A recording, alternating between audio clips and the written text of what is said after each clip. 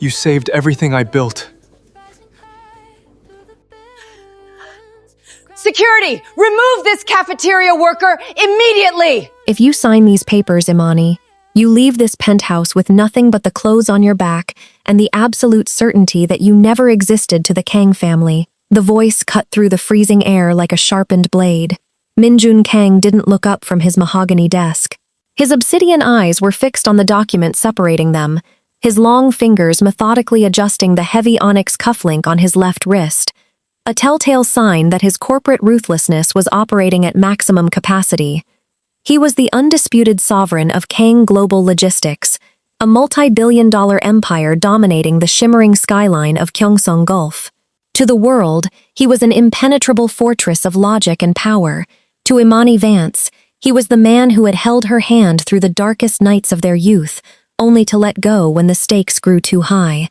Imani stood perfectly still, her rich mahogany skin contrasting sharply against the minimalist white marble of the room. Her deep amber eyes didn't waver, reflecting neither fear nor the devastating betrayal fracturing her chest. On her right wrist, she wore a silver vintage watch with a permanently cracked face, a relic from her late father that she refused to take off. Her left hand, however, was buried deep within the pocket of her oversized wool coat, hidden entirely from view. "I don't want your money, Min-jun," Imani said, her soft, melodic voice vibrating with an eerie, steady calm that made the billionaire's hand pause on his cufflink. "I never did. But remember this moment, when the truth finally forces its way through the walls of your boardroom. You didn't cast me out. I am choosing to leave a house built on beautiful lies." With a swift, dignified stroke of a cheap plastic pen, she signed her name, turned on her heel, and walked out into the blinding snowstorm of Gyeongsang Gulf, leaving the empire behind. When the secondary forensic audits finally cleared the logistics hub's firewall 3 years later, the digital trail threatened to bring down the entire Kang lineage. If you are ready to uncover who engineered the ultimate betrayal and stole the empire's legacy, make sure to subscribe and turn on notifications now. 3 years passed. The world moved on, and Min-jun Kang grew colder, his empire expanding across continents, while his personal life became a barren wasteland of corporate galas and empty press releases. His stepmother, Madame Sophia Park, a woman with frozen porcelain features and eyes like calculated frost, had successfully integrated her own inner circle into the upper echelons of the company. The memory of the brilliant, resilient black woman who had once occupied the seat beside the CEO was systematically erased. Until a rainy Tuesday afternoon in October, Min-jun was inspecting the newly renovated corporate headquarters in the heart of Gyeongsang Gulf. Surrounded by a phalanx of nervous executives, bodyguards, and facility managers, his sharp gaze swept across the state-of-the-art glass atrium. For reasons he couldn't explain, a sudden, inexplicable pull drew his eyes away from the gleaming titanium columns and toward the lower-level employee cafeteria. Through the massive glass partitions, amidst the sea of blue-uniformed kitchen staff preparing for the lunch rush, a familiar posture caught his breath. It was a woman wiping down a stainless steel counter. Her movements were methodical, graceful despite the menial task, and her rich mahogany skin gleamed under the harsh fluorescent lights. Min-jun's heart slammed against his ribs with the force of a freight train. "Imani!" The untouchable CEO froze in his tracks. The entourage behind him instantly halted, a collective gasp of confusion rippling through the executives. "Sir, is there an issue with the ventilation layout?" His chief operating officer stammered, sweating profusely. Min-jun didn't answer. His obsidian eyes narrowed as he stepped closer to the glass railing, his gaze locked onto the woman below. It couldn't be her. Imani Vance was a master of international logistics, a brilliant mind who held a master's degree and possessed an innate understanding of global supply chains. Why would she be here, working for minimum wage in the belly of the very beast that had discarded her?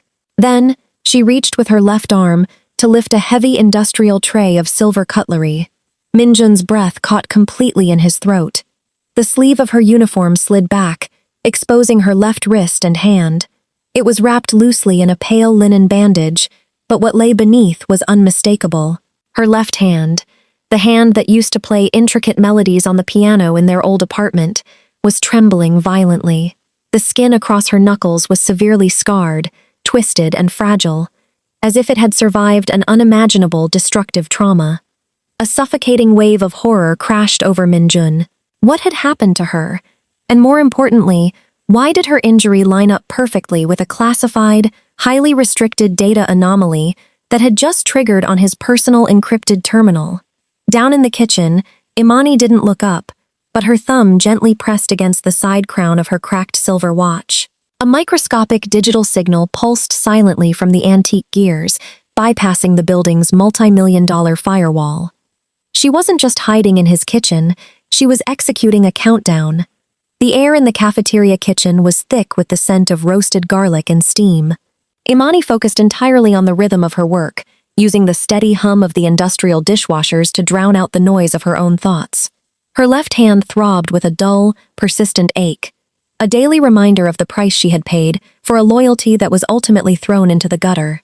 "Imani, table 4 needs more napkins, and the executive floor lunch cart is running late," called out Marcus, the head kitchen supervisor and her closest confidant.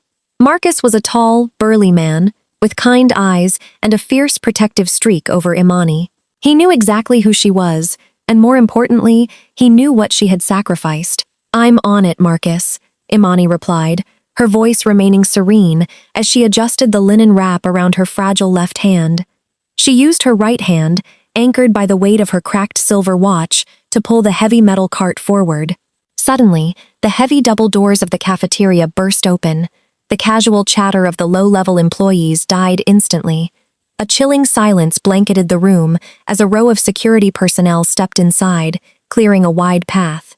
Through the opening walked Min-jun Kang. His dark charcoal three-piece suit was immaculate, tailoring emphasizing his imposing frame, but his face was a mask of volatile emotion.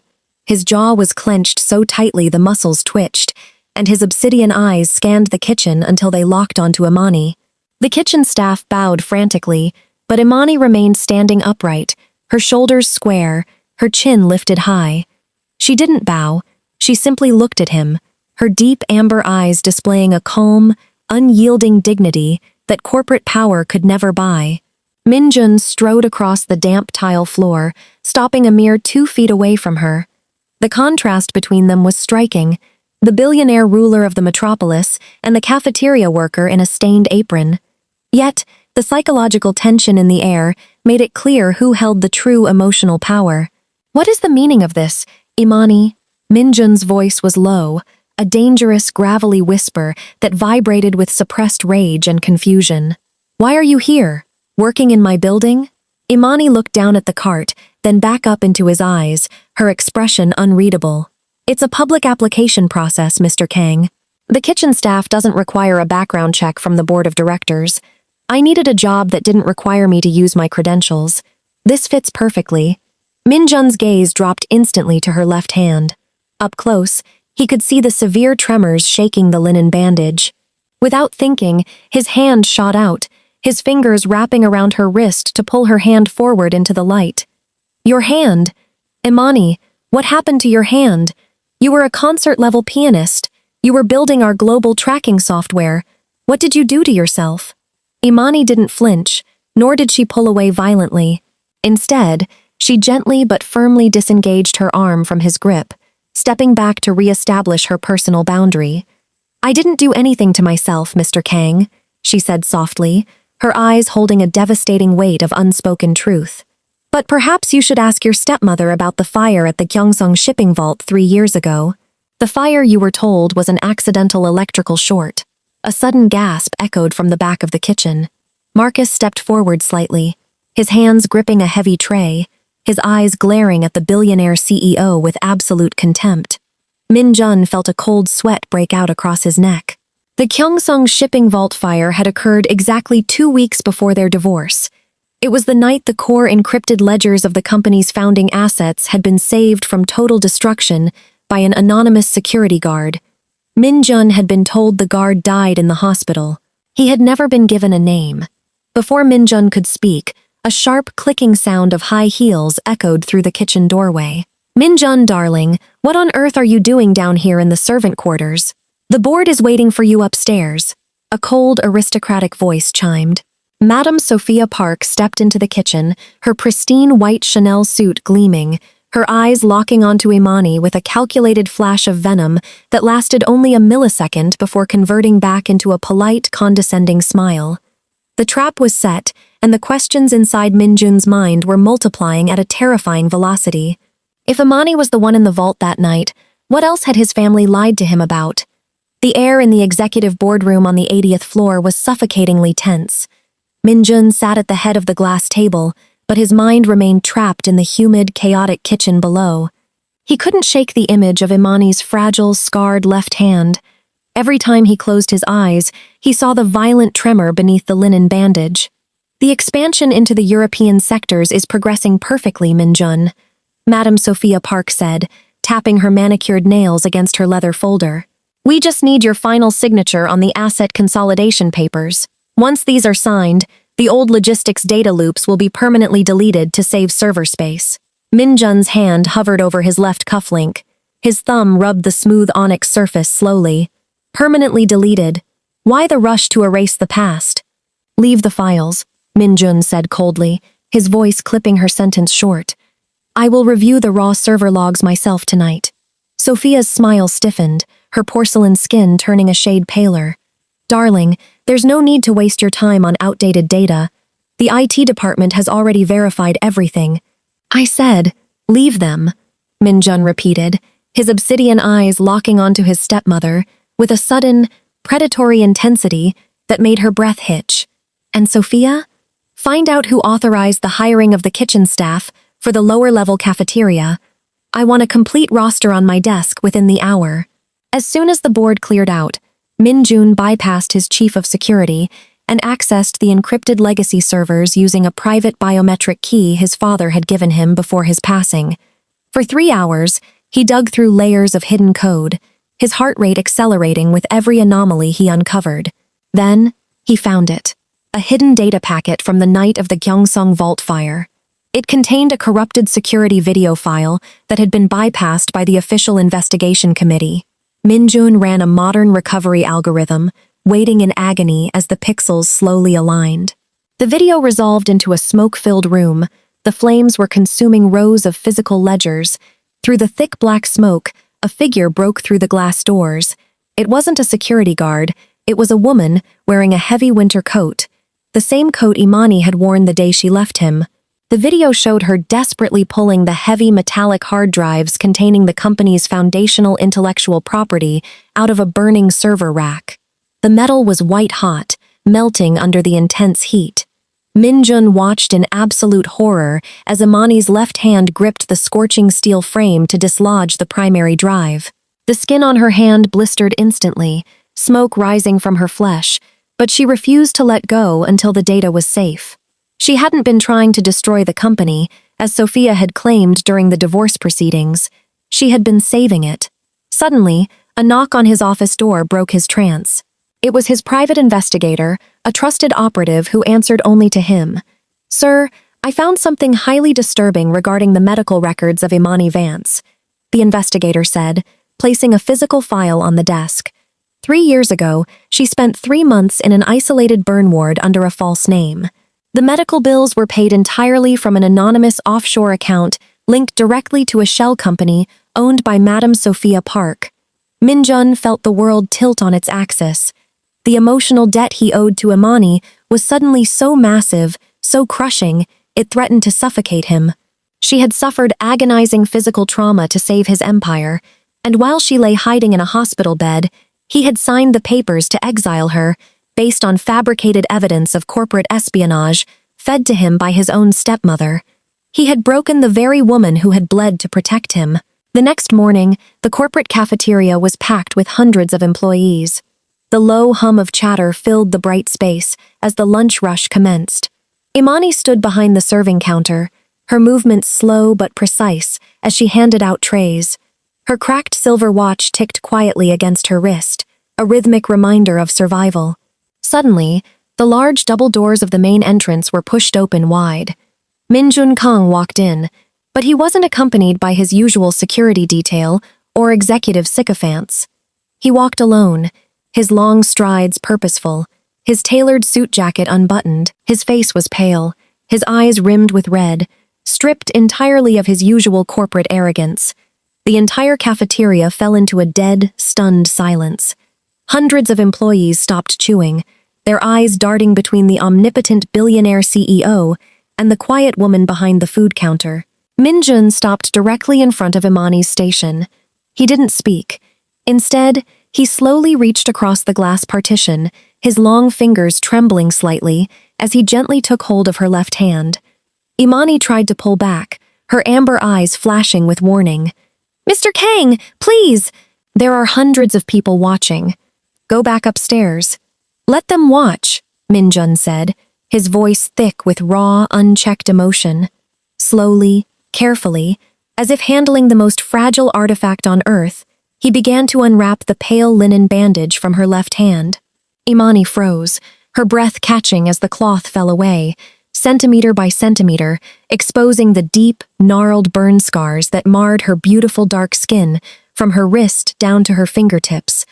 Her fingers twitched with an involuntary tremor under the cold air. The cafeteria erupted into a collective muffled gasp. Everyone knew the legend of the anonymous savior of the Gyeongsang Vault fire, but no one had ever put the pieces together. Until now. Min-jun looked at her ruined hand, a tear finally escaping his obsidian eyes and tracing down his cheek. He didn't care about his reputation, the stocks, or the cameras. He lifted her fragile, scarred hand to his lips, pressing a soft, reverent kiss against the burned knuckles. "You saved everything I built," Min-jun whispered, his voice cracking with absolute devastation. "And I let them tell me you were the monster. Why didn't you tell me, Imani? Why did you let me believe the lie?" Imani looked at him, her amber eyes filling with tears that she refused to let fall. She leaned in closer, her voice a sharp, clear whisper that carried through the silent air. "Because if I had told you, Min-jun, you would have protected me out of guilt, not love," she said, her dignity radiating through her words. "You chose to believe a piece of paper over the woman who slept by your side every night. I didn't want to be saved by a man who had already lost his soul to his boardroom." Before Min-jun could reply, a loud commotion broke out at the cafeteria entrance. Madame Sophia Park had arrived, flanked by two corporate attorneys, her face twisted in an expression of pure panic. "Min-jun, what is the meaning of this public theater?" Sophia shrieked, trying to maintain her regal composure despite the hundreds of employees staring at her. "Get away from that woman! Security, remove this cafeteria worker immediately!" The chessboard was fully set, and the final pieces were about to collide in a spectacular display of public retribution. "Touch her, and you will be arrested for corporate conspiracy before you reach the elevator." Min-jun's voice didn't just echo. It thundered through the cafeteria, causing the advancing security guards to freeze instantly, as if struck by lightning. Min-jun turned slowly to face his stepmother. The vulnerability that had softened his face moments ago vanished, replaced by an icy, lethal rage that made even the seasoned corporate lawyers behind Sophia step back in fear. "What are you talking about, Min-jun?" Sophia stammered, her voice dropping an octave as she tried to regain control. "You are letting your old emotions blind you. This woman was caught stealing logistics data 3 years ago. I saved you from a scandal." "No," Min-jun said, stepping out from behind the counter and walking toward her, his footsteps sounding like a death toll against the linoleum floor. "You fabricated the data logs using an external server IP registered to your own brother's logistics firm. You knew Imani had discovered your offshore embezzlement scheme, and when she went to the Gyeongsang Vault to secure the physical hard drives before you could burn the evidence, you locked the security doors from the remote console." A collective murmur of shock rippled through the hundreds of employees gathered in the room. Several staff members raised their smartphones, recording the entire interaction. "That is a baseless accusation," Sophia hissed, her eyes darting toward the exits. "You have no proof." "I have the recovered video from the vault's internal backup loop," Min-jun said, pulling a sleek black tablet from his inner pocket and activating the screen. He turned it toward the crowd and the attorneys. The clear, restored footage played out, showing not only Imani saving the drives but also the remote electronic lock engaging from the administration terminal, accompanied by the digital signature of Sophia's personal access code. The attorneys took one look at the screen, exchanged horrified glances, and immediately took 3 steps away from Sophia, effectively abandoning her. "Madam Park," the lead attorney whispered, his face pale. "We cannot represent you in this matter. This is a direct federal violation of corporate safety and attempted manslaughter." Sophia stumbled back, her flawless porcelain facade completely shattering. Her breath came in short, ragged gasps as she realized her empire of lies had collapsed in a single afternoon, in the most humiliating venue possible, surrounded by the blue-collar staff she had spent her life despising. Min-jun didn't look at her anymore. He turned back to Imani, his eyes pleading for a forgiveness he knew he didn't deserve. But Imani wasn't looking at him with victory. She looked at him with a profound, quiet sadness. "The truth is out, Min-jun," Imani said softly, removing her stained kitchen apron and placing it neatly on the counter. "Your house is clean now, but a clean house doesn't mean it's a home." She picked up her small personal bag, her cracked silver watch catching the light one last time, and walked out of the cafeteria through the crowd of employees who silently parted for her like royalty. The fall of Madame Sophia Park did not bring peace. It brought a cold, calculated chaos. As federal agents stripped the porcelain facade from the family estate, a hidden electronic trigger buried deep within the company's core infrastructure activated. Min-jun sat in the dark expanse of his 80th floor penthouse, his fingers frantically tracing the smooth onyx of his cufflink as his terminal flashed a crimson alert. Sophia's final act of malice was a systemic poison. She hadn't just embezzled funds, she had locked the entire global logistics network behind an offshore encrypted firewall, scheduled to liquidate the company's entire legacy into anonymous assets within 72 hours. "Sir," his private investigator's voice trembled through the secure line. "We cracked the encryption source code. The decryption algorithm requires a physical hardware key, a signature tracking chip designed by the original system architect 30 years ago." Min-jun's heart stopped. The original architect was Arthur Vance, Imani's father. "Where is the key?" Min-jun demanded, his voice dropping into a desperate whisper. "It's built into a single, custom-made mechanical timepiece," the investigator replied. "A silver vintage watch with a fractured glass face." "Sir, Imani has it. And if the shadow investors who backed Sophia find out, they will stop at nothing to tear it from her wrist." Min-jun didn't wait for his security detail. He shed his tailored blazer, throwing the billionaire armor aside, and ran toward the elevators. The question tracking inside his mind was terrifying.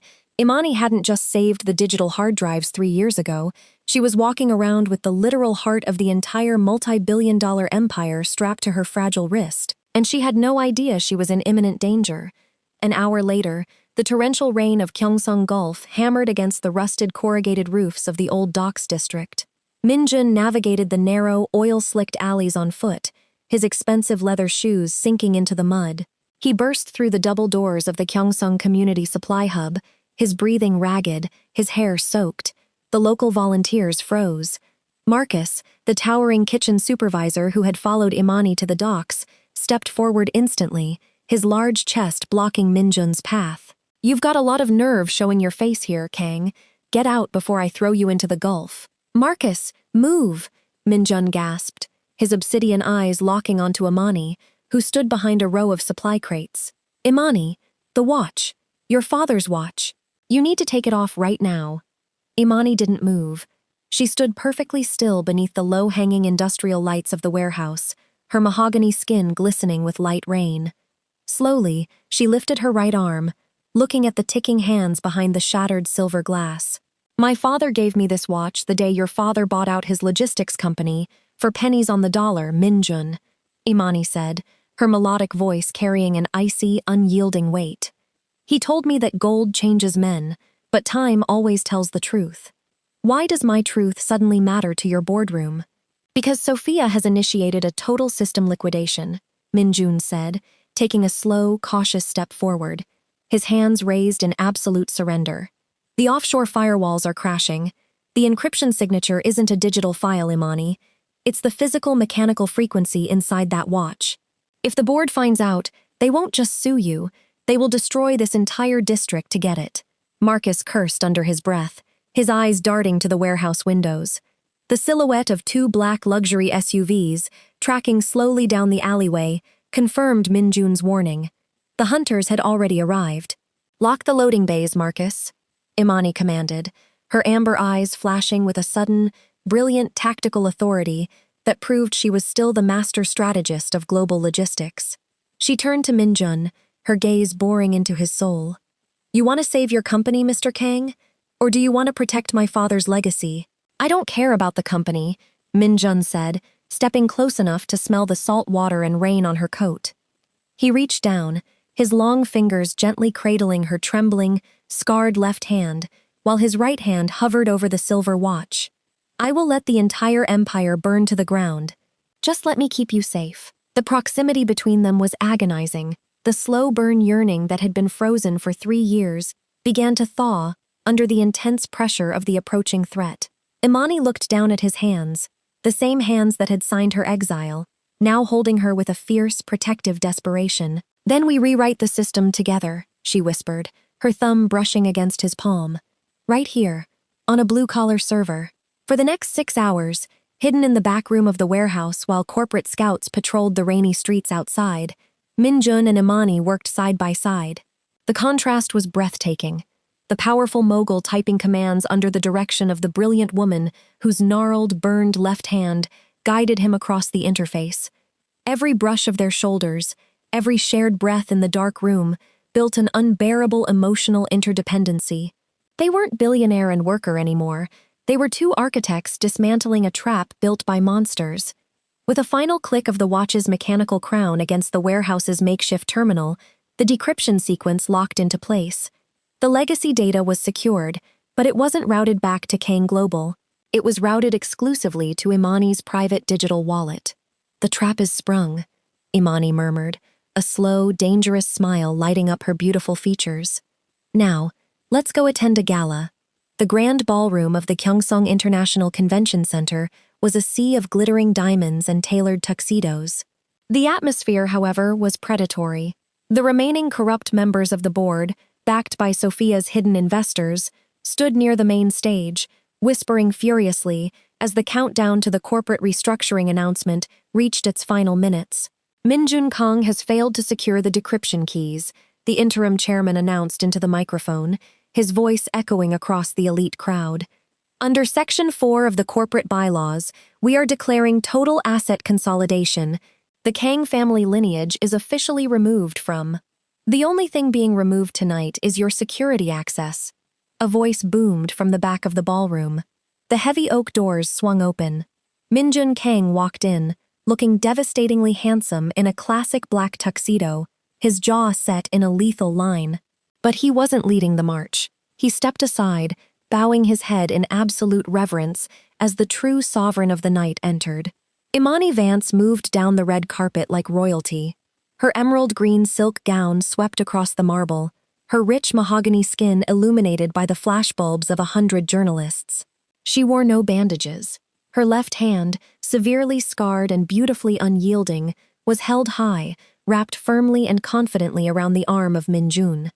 On her right wrist, the cracked silver watch ticked with absolute precision. The boardroom executives turned pale, their glasses trembling in their hands. "Imani Vance?" the chairman stammered into the microphone. "You have no standing in this forum. Security, evict this woman. I own 51% of the founding infrastructure shares." Imani's voice rang out through the microphone system, smooth, clear, and utterly devastating. She raised her tablet, displaying the live, authenticated ledger decrypted by her father's watch. "My father didn't sell his software to the Kang family. He leased it under a 25-year performance clause that your recent liquidation attempt violated. As of 10 minutes ago, the core logistics network belongs exclusively to the Vance Ethical Foundation." A suffocating silence blanketed the gala floor. The public humiliation was absolute. The remaining conspirators dropped their heads, their corporate careers dying instantly on international television as federal marshals entered from the side wings to escort them away. Min-jun stepped forward on the stage, looking down at the empire his father had built on a lie, and then at the woman who had restored its truth. He didn't care about his lost shares. He dropped to one knee before her, right there on the red carpet, in front of the global press. "You took my empire," Min-jun whispered, his obsidian eyes brimming with unconditional love and an agonizing, beautiful submission. "Now take my heart. Let me serve your legacy." Imani looked down at him, her amber eyes filling with a deep, emotional safety she hadn't felt in 3 long years. She reached down with her scarred left hand, lifting him up until they stood eye to eye, their fingers interlocking perfectly before the flashing cameras. The massive emotional debt was completely paid. Justice had been executed with surgical precision, but as the celebration erupted around them, the private investigator stepped onto the edge of the stage, his face white as paper, as he handed Min-jun a final decrypted text message from Sophia's frozen phone. "The watch is secured, but they don't know about the second child." Min-jun Kang thought he was the ruler of an empire, completely blind to the fact that his millions were saved by the literal scars of the woman he exiled.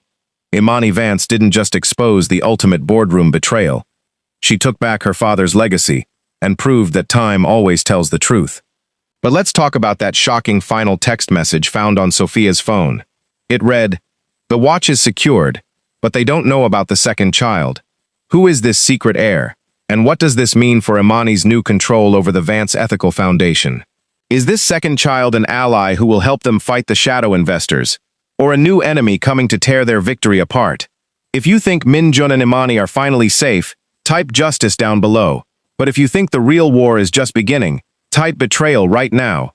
The corporate chessboard just shattered, and the secrets left behind are about to blow this story wide open.